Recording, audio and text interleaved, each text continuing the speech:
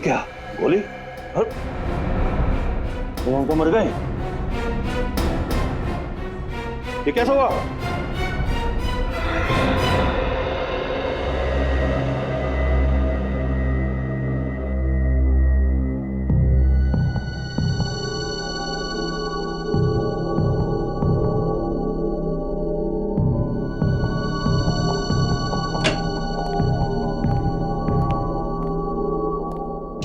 मेरी अनमोल चीज कहाँ चली गई? समझ में नहीं आ रहा।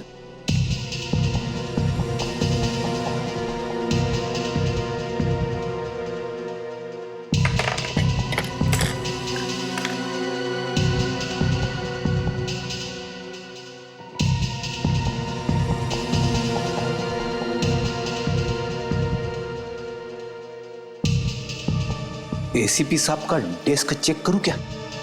अरे नहीं, अगर उन्हें पता चल गया तो वो मुझ पे बहुत गुस्सा हो जाएंगे।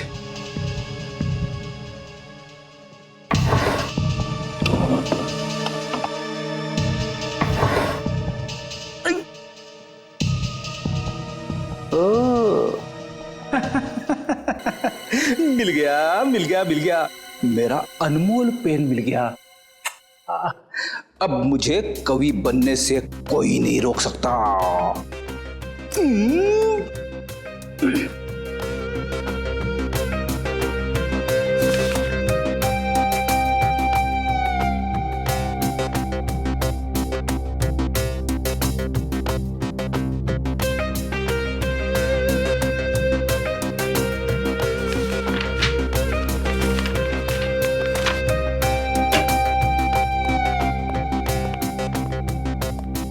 क्या बात है फ्रेडी? अपने आप से क्या बातें कर रहे हो? बात ही कुछ ऐसी है। भाई ऐसी क्या खुशी की बात है, हमें भी तो बताओ। सुनना तो आपको पड़ेगा ही। मैं जानता हूं सर, एक आप ही है जो मेरी कला की कदर करते हैं। तुम्हारी कला की कदर? ये कागज क्यों फैला है यहाँ पे? इन्हें कागज मत कहिए सर, ये एक कवि के दिल के अनमोल रतन है।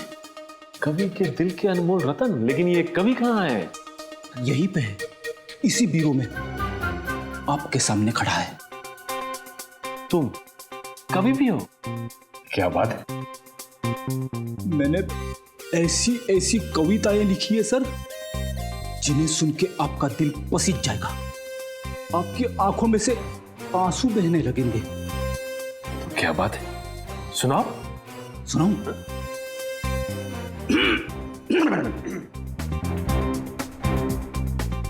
हर शाम अपने आंगन में बैठ के जब मैं डूबते सूरज को देखता हूं, हर शाम अपने आंगन में बैठ के जब मैं डूबते सूरज को देखता हूं, तो मेरे दिल में यह ख्याल आता है कि सूरज के साथ साथ पंकज क्यों न चला गया।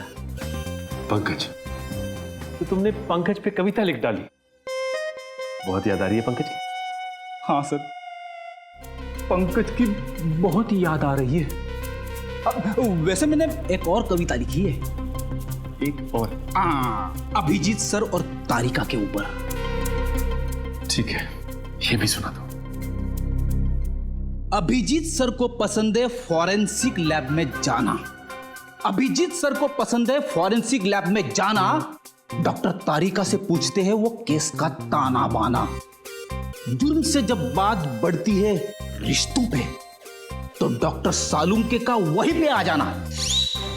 ये बहुत प्यारी कविता थी, मेरा दिल तो पसीज गया। उससे पहले मेरी आंखों में आंसू आ जाए प्लीज, बस। नहीं, मैंने और 2-4 कविताएं लिखी है। वो तुम दीवारों को सुनाओ। नहीं नहीं,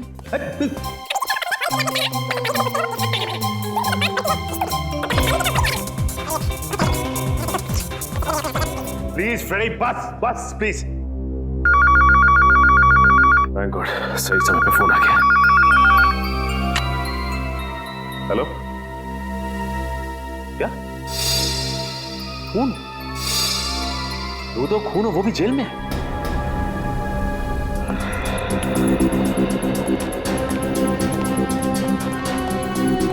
आइए सर। सर।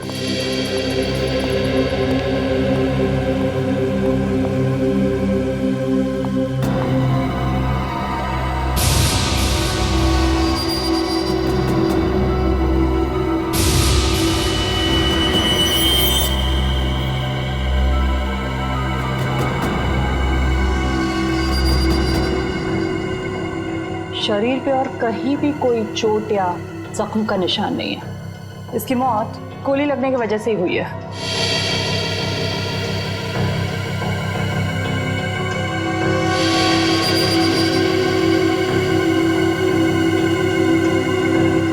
कहीं कोई एग्जिट वुंड भी नहीं है, इसका मतलब गोली शायद शरीर के अंदर ही। सर, यहाँ पे तो गन नहीं है। इससे एक बात तो तय है, इन दोनों ने एक दूसरे को नहीं मारा, ना इन्होंने आत्महत्या की। नहीं तो गन्स यहीं कहीं होती। जरूर किसी तीसरे आदमी ने इनका खून किया है।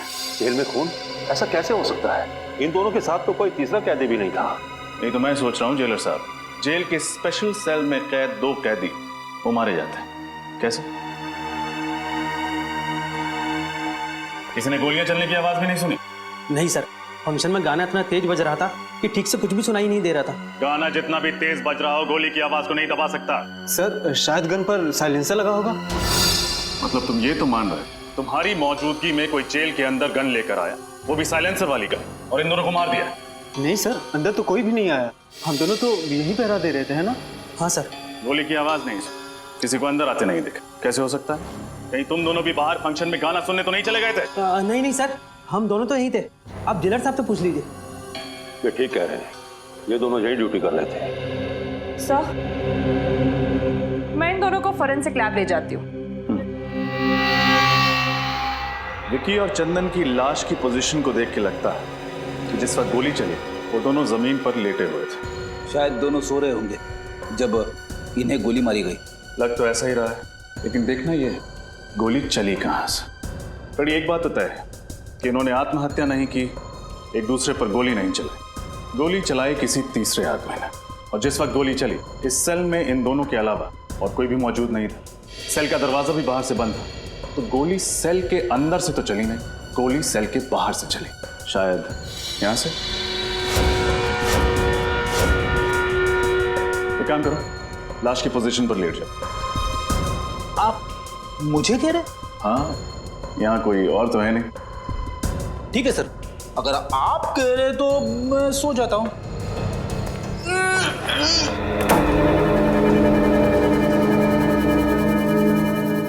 Ready ready?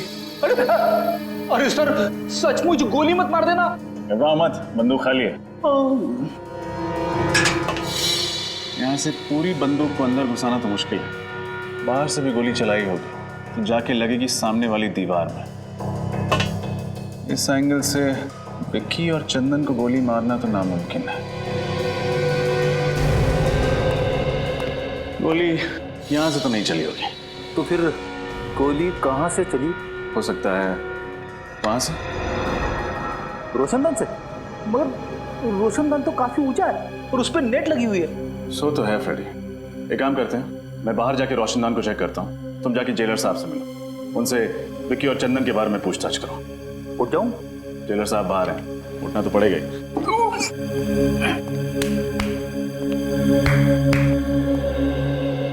जेलर साहब, ये विकी और चंदन किस जुर्म की सजा काट रहे थे? ये दोनों बैंकों और अमीर लोगों के घरों में घुसकर चोरियां किया करते थे। ऐसे कैदियों को स्पेशल सेल में नहीं रखा जाता ना? ठीक कहा, ज्यादातर हम लोग ऐसे खूंखार कैदियों को स्पेशल सेल में रखते हैं जिन्होंने खून वगैरह किया। तो फिर आपने उन्हें वहां पे क्यों रखा है? नाक में दम कर दिया था इन्होंने, रोज किसी न किसी के साथ मारामारी झगड़ा, इसलिए मैंने इन दोनों को दूसरे कैदियों से अलग कर दिया। झगड़ा मारामारी? फिर तो काफी दुश्मन बना लिए होंगे इन दोनों ने इस जेल में। कोई भी कैदी इन्हें पसंद नहीं करता था। जेलर साहब, खून किसी कैदी ने किया है, लेकिन सर उनके सेल के बाहर हमेशा सिक्योरिटी गार्ड का पहरा रहता था। इतनी सिक्योरिटी होने के बावजूद भी 2 खून हो चुके हैं। एक तो मैं सोच रहा हूँ, जबकि हमारे जेल के अनुशासन और नियम बहुत कड़े हैं, उसके बावजूद 2 कैदियों का कत्ल हो गया। हर आदमी की जांच पड़ताल की जाती है, हर चीज की जांच पड़ताल की जाती है, बावजूद उसके मुझे तो अभी तक यकीन नहीं हो रहा कि हमारे यहाँ ऐसा हो गया। आपको यकीन करना पड़ेगा जेलर साहब, क्योंकि हकीकत यह है कि आपकी निगरानी में 2 खून हो चुके हैं। कैदियों से मिलने कौन कौन विजिटर्स आते थे उन सब की लिस्ट चाहिए मुझे। ठीक है। ये रोशनदान तो काफी ऊंचाई पर है। यहां तक पहुंचने के लिए उन्हीं को या तो एक ऊंचा स्टूल या फिर सीढ़ी की या घोड़ी की जरूरत पड़ी होगी। लेकिन ऐसा कोई भी सामान यहां तक लाना या फिर यहां से ले जाना बहुत मुश्किल है। खूनी ऊपर कैसे चढ़ा? और अगर वो वहां चढ़ भी गया तो गोली कैसे चलाएगा? क्योंकि जाली के साथ कोई छेड़खानी तो की नहीं गई, ना ही जाली में कोई छेद है। सर, मैंने जेलर साहब से कह के सारे विजिटर्स की लिस्ट मंगवा ली है जो कैदियों से मिलने आते थे। Very good.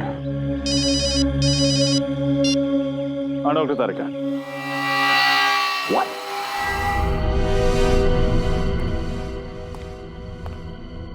क्या तारिका जी, आपने तो मेरा दिमाग ही घुमा दिया। मैं क्या कर सकती हूँ रजत? मैं वही कह रही हूँ जो सबूत मुझे बता रहे। ये दोनों कैदियों पर 2 अलग अलग एंगल से ही गोलियां चली है। लेकिन अलग अलग एंगल से कैसे? विक्की पर जो गोली चली है वो करीबन 60 डिग्री एंगल से चली है। 60 डिग्री मतलब गोली यहां से चली?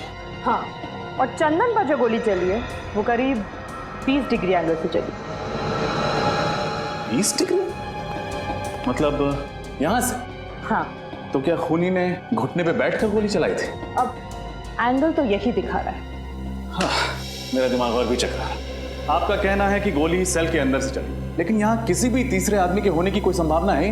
हमने पूरा सेल चेक किया, यहाँ कोई भी खुफिया रास्ता नहीं। सिर्फ एक रास्ता है लोगों के अंदर आने का, और वो है ये दरवाजा। सर, ये किसी अंदर वाले का काम तो नहीं है? हो सकता है।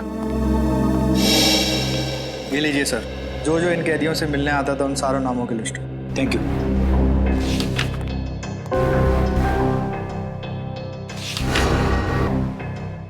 ये देखिए सर, जसलोक नाम का एक आदमी है जो पिछले 1 महीने से 2 कैदियों से मिलने हर रोज जेल में आ रहा है। दोनों कैदियों के नाम? मुन्ना और जकोटा। मुन्ना और जकोटा से मिलते हैं। जल्दी आओ। ये मुन्ना है और ये जकोटा। स्पेशल सेल की 7 वाली जेल में रखा गया है इनको। मुन्ना और जकोटा किस जुर्म की सजा काट रहे हैं तुम? लुटेरे हैं तुम। सुनसान हाईवे पर मुसाफिरों को रोककर उनके पैसे गहने वगैरह छीन लेते हैं। पर कभी किसी मुसाफिर का नुकसान नहीं किया साहब। मुसाफिरों को नुकसान नहीं पहुंचा, लेकिन जेल के अंदर 2-2 खून कर दिए। 2-2 खून? साहब ये क्या कह रहे हैं आप? किसी का खून करने के बारे में हम कभी सोच भी नहीं सकते। बनो मत। विक्की और चंदन के साथ तुम दोनों का 36 का आंकड़ा था ना? 36 का नहीं, 37 का कहिए। कोई दिन ऐसा नहीं गया जब इन दोनों की उन दोनों के साथ तू मैं ना हुई हूँ। कई बार तो हाथापाई की नौबत आई है। उनके सामने में एक मच्छर।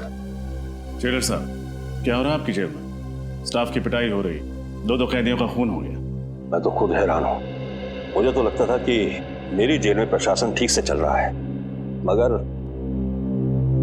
तुम कौन हो? ये धनसुख है, चाय वाला। ये भी उस सेल में जाया करता था सुबह शाम चाय देने के लिए।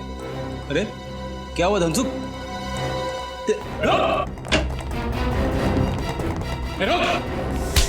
मुझे छोड़ दीजिए साहब, मुझे छोड़ दीजिए। क्यों छोड़ दे? मैंने कुछ नहीं किया। कुछ किया नहीं तो बात क्यों रहा था? मैं डर गया था साहब। बेगुनाह लोग डरते नहीं है, समझे? क्या तुम्हारा भी कोई झगड़ा हुआ था उनके साथ? नहीं साहब, मुझसे तो दोनों प्यार से बातें करते थे। आखिरी बार चाय कब देने गए थे उन्हें? यही कोई 7:30-8 बजे के करीब। यानी फंक्शन शुरू होने से पहले? हाँ साहब, पर मैं अंदर नहीं गया। क्यों?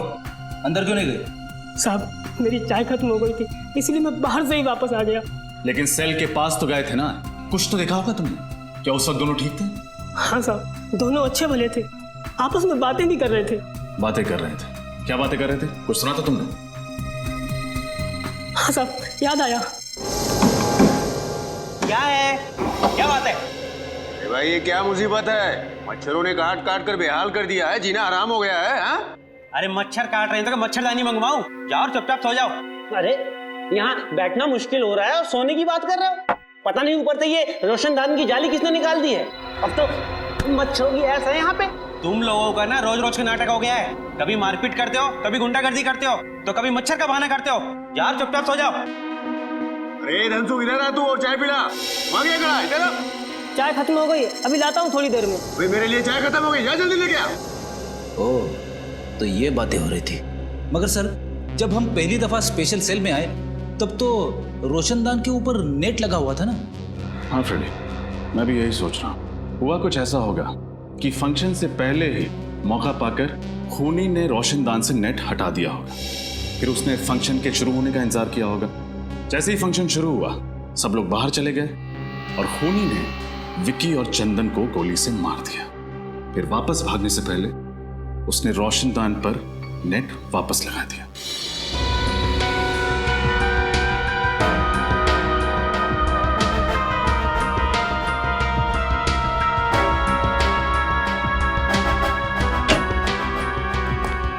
सर, ये रहा जसलोक, बड़ी मुश्किल से हाथ लगा है। 9-2-11 होने के फिराक में था। तो आप हैं मिस्टर जसलोक, जो पिछले 1 महीने से हर रोज मुन्ना, जकोटा, विक्की और चंदन से मिलने के लिए जेल में जाते थे। हाँ? क्या बकवास कर रहे हैं सर? एक तो आपका ऑफिसर मुझे जबरदस्ती उठाकर लेकर आया, ऊपर से आप अनाप शनाप बके जा रहे हैं। अरे जेल में किसी से मिलना गुनाह है क्या? जी नहीं, जेल में किसी से मिलना गुनाह नहीं है, लेकिन जेल से भागने में किसी की मदद करना गुनाह जरूर है। सर, मैंने किसी की मदद नहीं की और ना ही किसी साजिश में मेरा कोई हाथ है। देखो, मुन्ना और जकोटा अपना मुंह खोल चुके हैं। तुम्हारे लिए यही बेहतर है कि तुम हमारा समय बर्बाद ना करो। बोलो सच। सर, मैंने एक बार बोल दिया ना कि मैंने किसी की मदद नहीं की तो नहीं की। बड़ी लगता है ये भाई साहब शराफत से कुछ नहीं बताने वाले। इनके ऊपर उस चीज का इस्तेमाल करना ही पड़ेगा। समझ गया मैं। सर, किस चीज की बात कर रहे हैं? अभी पता चल जाएगा किस चीज की बात कर रहे हैं। सर बताइए ना प्लीज। अरे ये क्या है? ये सच बोलने का इंजेक्शन है। सच बोलने का इंजेक्शन? एक बार अगर ये इंजेक्शन लग जाए ना तो आदमी तोते की तरह सच बोलने लगता है। सर, इसकी जरूरत नहीं, मैं सब बताता हूँ सर। मैं नुस्खा काम में आ गया। तुम क्यों रुक गए? शुरू हो जाओ। हाँ सर, मैंने उन लोगों की मदद करने का वादा किया था, वो सिर्फ इसलिए कि वो मेरे दोस्त थे।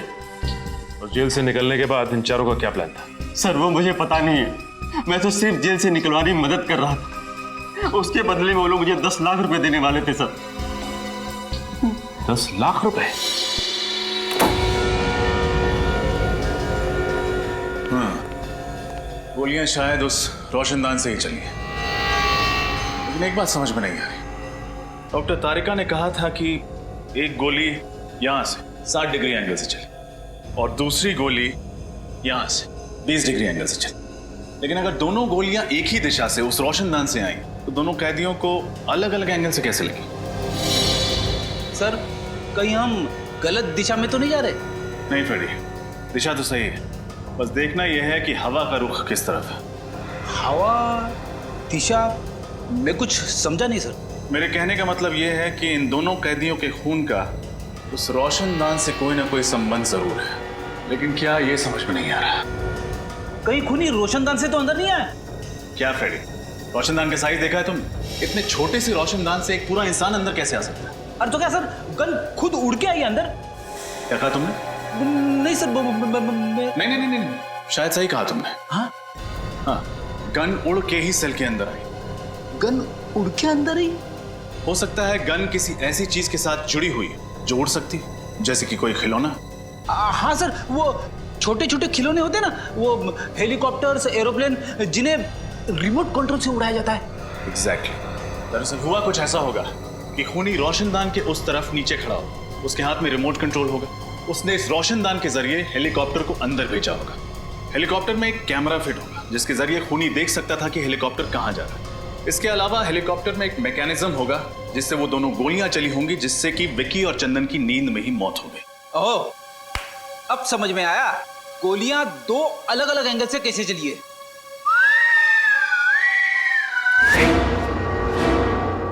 करेक्ट।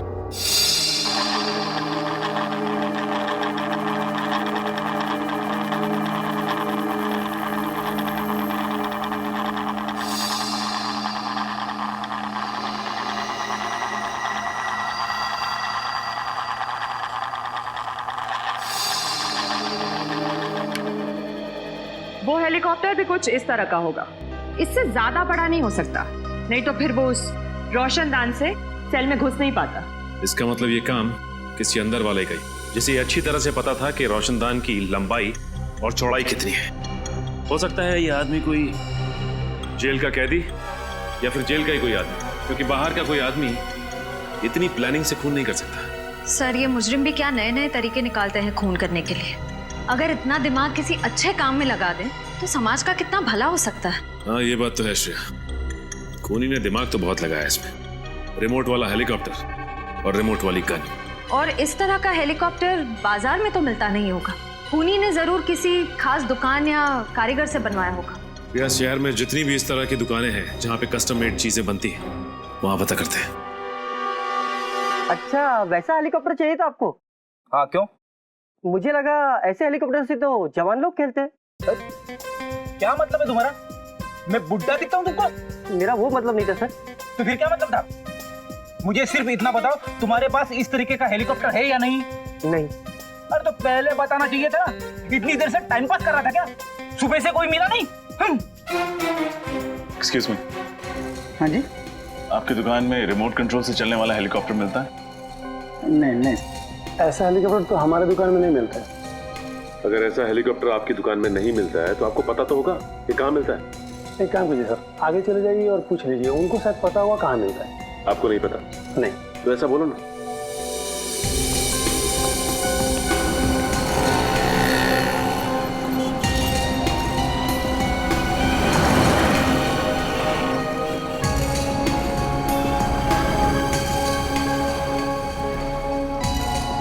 उस तरफ से नहीं मिला। भाई उस तरफ भी कुछ नहीं। क्या फ्रेंड, तुम्हारा चेहरा लाल क्यों? कुछ नहीं सर, कुछ भी नहीं मिला। उधर एक दुकान है, चल के पूछना।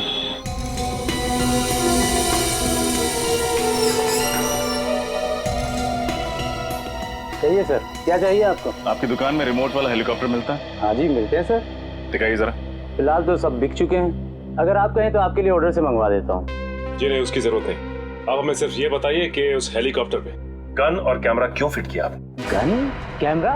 ये क्या कह रहे हैं आप लोग? बिल्कुल ठीक कह रहे हैं हम। हमें अच्छी तरह से मालूम है कि उस तरह के हेलीकॉप्टर सिर्फ आपकी दुकान पे मिलते हैं, इसलिए आप ये बताइए कि उस हेलीकॉप्टर पे आपने गन और कैमरा क्यों फिट किया? आप लोग बेवजह मुझे बदनाम कर रहे हैं। अच्छा, तो आप लोग ऐसे नहीं माने। मैं अभी पुलिस को फोन करता हूँ। लीजिए, आपने मदद मांगने के लिए फोन उठाया था और सीआईडी हाजिर। सीआईडी? जी हाँ, सीआईडी। अब बताइए, किसके कहने पर आपने एक खास हेलीकॉप्टर बनवाया था? किसी के नहीं सर। किसी के नहीं? दो खून हुए हैं आपके इस कातिल खिलौने से, और वो भी जेल में। दो खून, वो भी जेल में? ये बताइए कि किसके लिए किया है ये सब आप, बोलो। मैं सच कह रहा हूँ सर, मैं इस बारे में कुछ नहीं जानता। आप नहीं जानते तो शायद कोई और जानता होगा। आपके अलावा और कौन है इस दुकान में? इस दुकान में तो मेरे अलावा बस मेरा आदमी राजेश। कहाँ है राजेश? बुलाओ उसे। वो तो अभी बाहर गया है, बस आता ही होगा। ये लीजिए राजेश, ये लोग सीआईडी से हैं। सीआईडी? रुक।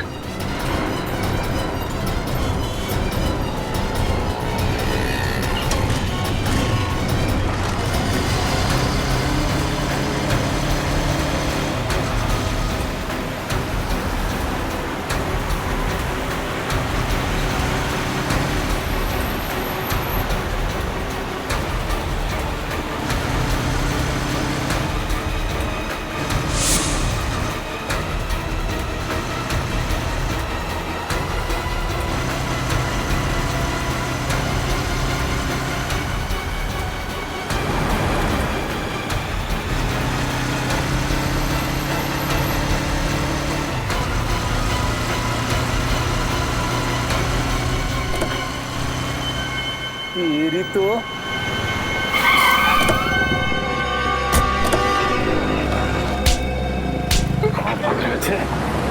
अगर हेलीकॉप्टर में भागते तो शायद बच भी जाते, लेकिन अफसोस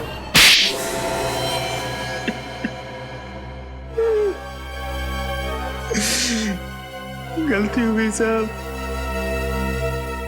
मैंने जो कुछ भी किया पैसों के लिए किया। उस आदमी ने मुझे 50,000 रुपए दिए थे हेलीकॉप्टर में गन फिट करने के लिए। पैसों के लालच में तुमने एक खूनी की मदद की? हा? गलती हो गई साहब, दोबारा ऐसी गलती कभी नहीं करूं। जेल से निकलोगे तो दोबारा करोगे ना? किसने पैसे दिए थे? पता नहीं, उसका ना तो नंबर याद है, ना एड्रेस और नहीं नाम। चेहरा याद है उसका? शक्ल थोड़ी थोड़ी याद है उसकी। कम से कम कुछ तो याद आया इसे श्रेया। इससे स्केच बनवा लेते हैं और अपने क्रिमिनल डाटाबेस में चेक करते हैं। हो सकता है ये कोई पुराना अपराधी हो।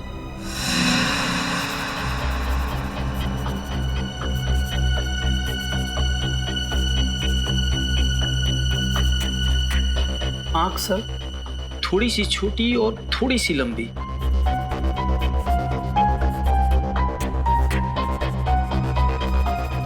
ये सही। होठ बिल्कुल सही, ऐसा है। और बाल सर? बाल छोटे छोटे थोड़े से और सुनहले सुनहले कलर का। हाँ सर, स्केच रेडी है।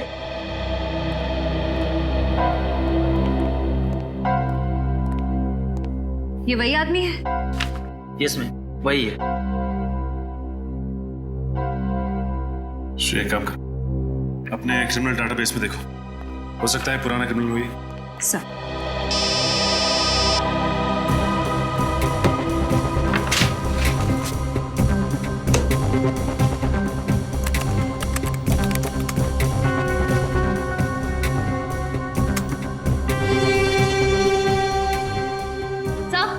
ये जगन नाम का पुराना मुजरिम है सर। ठीक है, मैं बाद में फोन करता हूँ। सर चोरी चकारी के जुर्म में कई बार जेल की चक्की भी पीस चुका है। छोटा मोटा चोरी करने वाला ये खूनी कब से बन गया? सर पिछले 6 महीने से उसी वसंत वज्र जेल में था, जहाँ पर विक्की और चंदन भी थे। इसका मतलब ये तीनों आपस में जरूर मिले होंगे और तीनों का कोई ना कोई कनेक्शन है। ये क्या, हफ्ते भर पहले ये जेल से छूटा है और जेल से छूटते ही सीधा हेलीकॉप्टर बनवाने पहुंच गया। लेकिन सर जेल से छूटने के बाद ये फंक्शन के दौरान जेल के अंदर घुसा कैसे? किसी ने इसे देखा कैसे नहीं? हो सकता है श्रेया कि ये खुद ना गया हो और विक्की और चंदन को मारने में इसकी मदद की हो किसी ने। अपने खबरियों को काम पे लगा दो, पता करो कि ये जगन है कहाँ पे।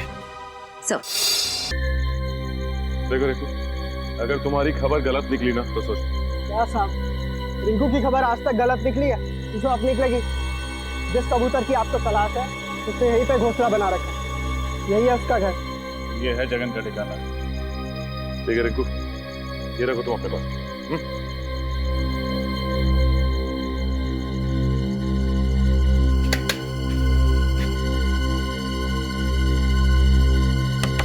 कौन है? दूध वाला। इस वक्त? ओए, ये कोई दूध देने का टाइम है क्या? इसका जब मन करता है ना तभी वो दूध देती है। सुबह दूध नहीं दिया तो इसमें मैं क्या कर सकता हूँ? आज तक तो तेरी भैंस सुबह ही दूध देती थी, अबे रात को कब से देने लगी? क्या करें, सीआईडी के आने का कोई वक्त ही नहीं होता। सीआईडी? बोल, क्यों मरवाया तूने विक्की और चंदन को? मेरी कोई दुश्मनी नहीं थी विक्की और चंदन के साथ। अगर तेरी कोई दुश्मनी नहीं थी तूने मरवाया क्यों? पैसों के लिए।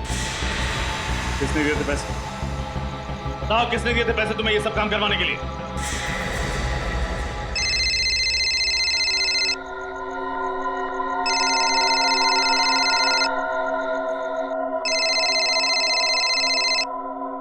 हेलो, मैं जगन बोल रहा हूँ। मैंने तुमसे कहा था ना, तुम मुझे कभी फोन मत करना।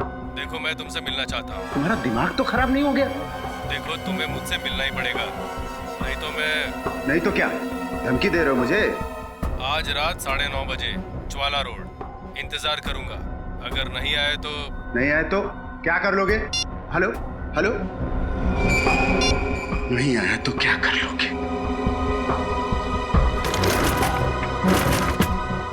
आज तुमसे मिलकर तुम्हारा हिसाब किताब चुकता करना ही पड़ेगा।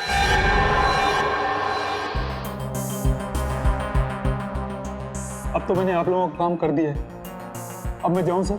अरे ऐसे कैसे जाने दे? अभी तक तो तुमने इंसाफ का आटा गूंदा है, प्रायश्चित की रोटी तो पकानी अभी बाकी है।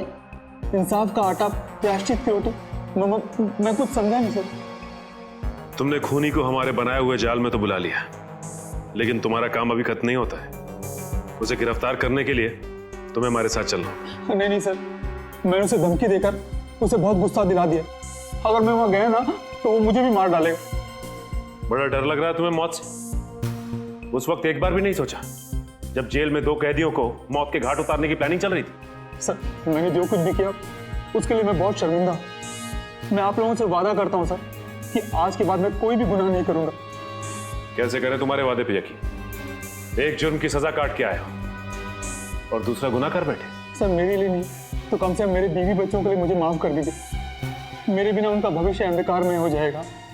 बड़ी फिक्र है ना तुम्हें अपने परिवार की? जुर्म करते वक्त एक बार भी ख्याल नहीं आया उनका? सर, मुझे एक मौका दे दीजिए अच्छा इंसान बनने के। मैं आप लोगों को कभी शिकायत का मौका नहीं दूंगा और आप लोग जैसा कहेंगे मैं वैसा करने को तैयार हूं। ठीक है, जिसका भी हाथ है इन सब के पीछे वो जल्द से जल्द हमारी गिरफ्त में होगा।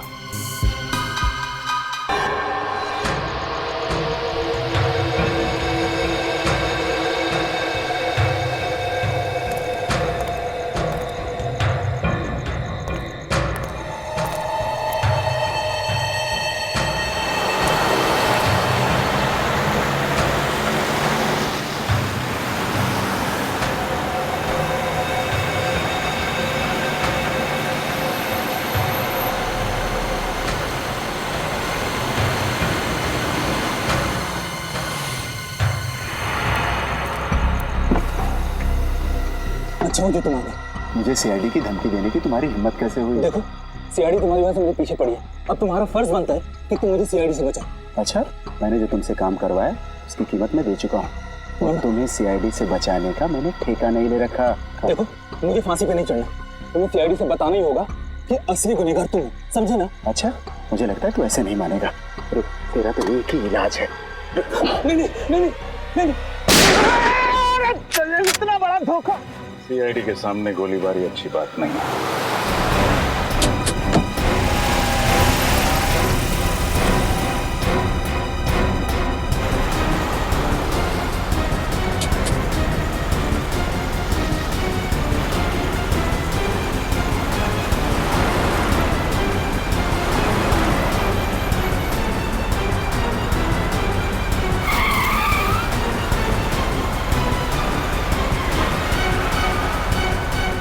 से गाड़ी चला रहा है, कहीं किसी को नुकसान ना पहुंचा दे।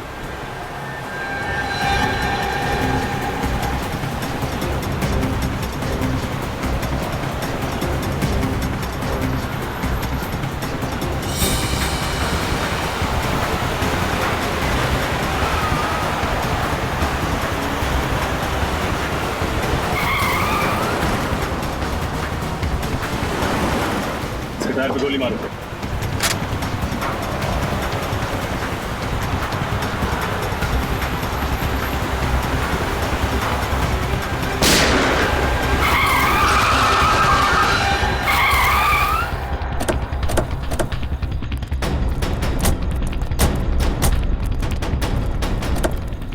विजय बाबू, खेल खत्म तुम्हारा। जाने दो मुझे। चल, जाने दे। जाने दे। शर्म आनी चाहिए तुम्हें। कानून की सेवा करते हो और 2 कैदियों का खून कर डाला।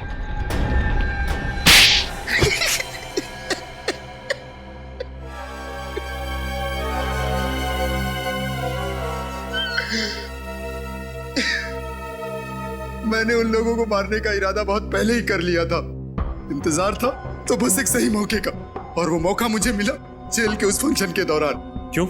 ऐसा क्या किया था उन दोनों ने तुम्हारे साथ जो पुलिस में होते हुए भी तुमने कानून को अपने हाथ में लिया? उन लोगों ने मेरी बहन के घर चोरी तो की ही थी, साथ ही साथ उन्होंने मेरी बहन अर्चना के साथ छेड़छाड़ और जबरदस्ती की थी। क्या?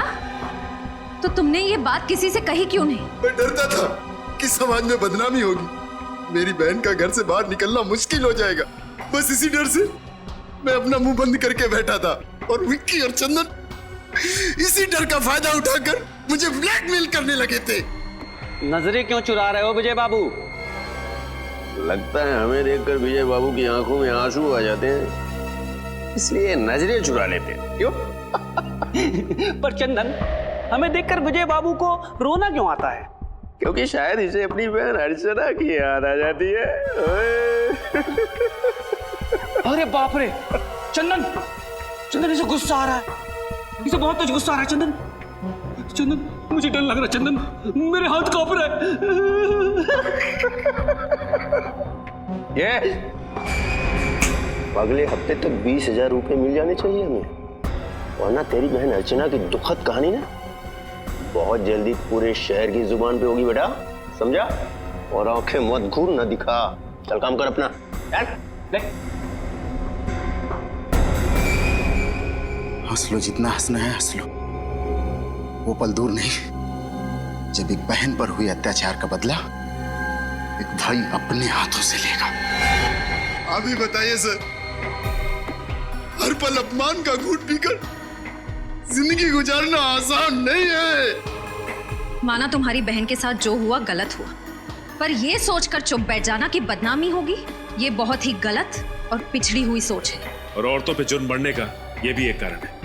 औरतें बदनामी के डर से कानून का दरवाजा नहीं खटखटाती, और चंदन और विक्की जैसे लोगों के हौसले और भी बढ़ जाते हैं। आप शायद ठीक कह रहे हैं, पर अपनी बहन को और दर्द में देखने की हिम्मत नहीं थी मुझ में, इसीलिए उन लोगों को सजा देने का जिम्मा मैंने अपने कांधों पर उठाया और जगन की मदद से हेलीकॉप्टर में गन लगवाई, और उस गन की मदद से